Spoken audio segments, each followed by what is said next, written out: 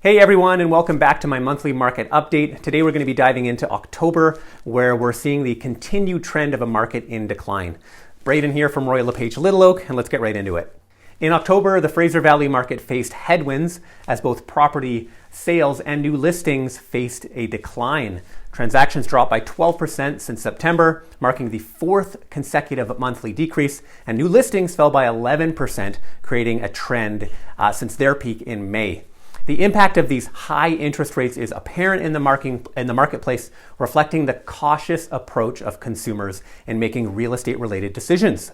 The sales to actives ratio, how we measure the heat and the activity of the marketplace, was at 15%, which indicates an overall balanced market condition. Prices recorded a third consecutive monthly slide, down by 1.4% compared to September.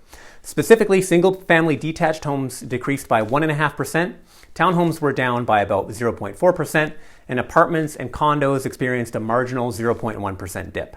Turning our attention to recent news, here are three stories that are going to be influencing the markets here at home and in the US.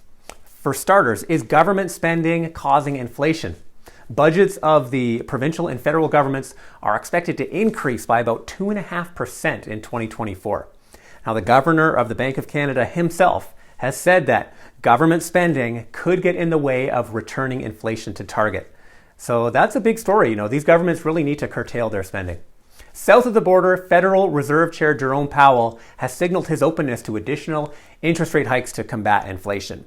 Now, his challenge lies in balancing the need for tighter monetary policy without tipping the U.S. economy into recession. And lastly, there are some signs that the Canadian economy is starting to buckle, as we may be seeing early signs of weakness. Economic output is down, unemployment is starting to rise, and these things are tracking closely with the early stages of historical recessions. And I'm getting this from a recent report by RBC.